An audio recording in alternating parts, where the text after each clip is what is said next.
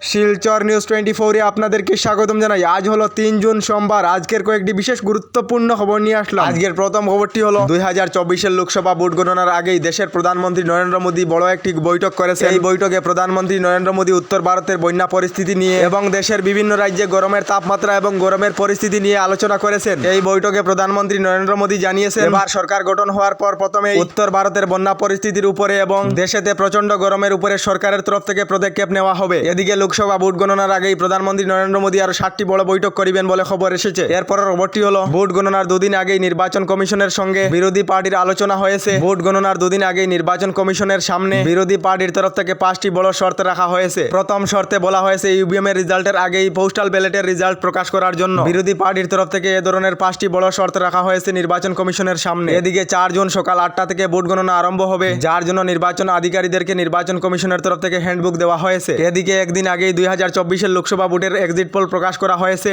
এই এক্সিট পোলের তথ্য ইন্ডি জোটের তরফ থেকে অস্বীকার করা হয়েছে। ইন্ডি জোটের তরফ থেকে বলা হয়েছে 295টি আসন ইন্ডি জোট লাভ করিবে। এদিকে এক্সিট পোলের উপরে প্রতিক্রিয়া করে রাহুল গান্ধী জানিয়েছেন, এটা এক্সিট পোল নয়, এটা হলো মোদি মিডিয়া পোল। রাহুল গান্ধী জানিয়েছেন 295টি আসন ইন্ডি জোট নিশ্চয় পাবে। এদিকে বেশিরভাগ এক্সিট পোল প্রকাশ অনুযায়ী বিজেপি পার্টি 300 থেকে 350টি আসন পাবে। তবে এক্সিট পোলের তথ্য অনুযায়ী 400 পার কখনো হবে না। তবে 300 থেকে 350টি আসন ভারতীয় জনতা পার্টি নিশ্চয় লাভ করিবে। 2024-এর লোকসভা ভোটের এক্সিট পোল প্রকাশে আপনাদের কি মতামত কমেন্টে নিশ্চয় জানাবেন। এরপরের খবরটি হলো দেশের কৃষক সকলদের জন্য এসেছে একটি ভালো খবর। যে সকল কৃষকেরা প্রধানমন্ত্রী কিষাণ সম্মান নিধি যোজনার তালিকায় রয়েছেন, সেই সকল কৃষকদেরকে পিএম কিষাণের 17 নম্বর কিস্তির 2000 টাকা 4 জুন 2024-এর লোকসভা ভোট গণনার পর দেশের কৃষক সকলদেরকে তাদের ব্যাংক অ্যাকাউন্টেতে 2000 টাকা করে দেওয়া হবে। কারণ হলো ফেব্রুয়ারি মাসেতে 16 নম্বর কিস্তির টাকা দেওয়া হয়েছিল, এবার জুন মাসেতে 17 নম্বর কিস্তির টাকা দেওয়া হবে।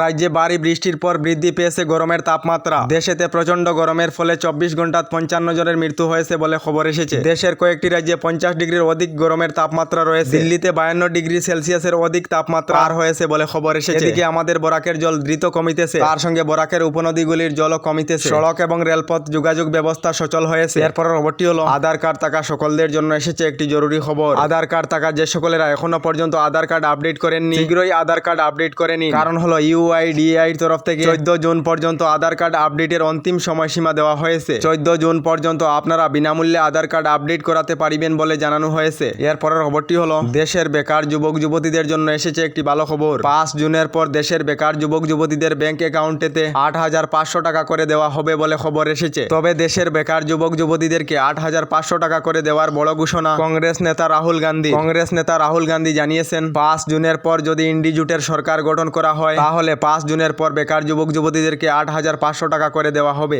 এবার দেশেতে কোন পার্টির সরকার গঠন করা হবে কমেন্ট একটি করে নিশ্চয় জানাবেন। আমাদের ডেইলি খবরগুলি ভালো লাগলে আমাদের ভিডিওতে লাইক দিয়ে চ্যানেলটিকে সাবস্ক্রাইব করে নেবেন।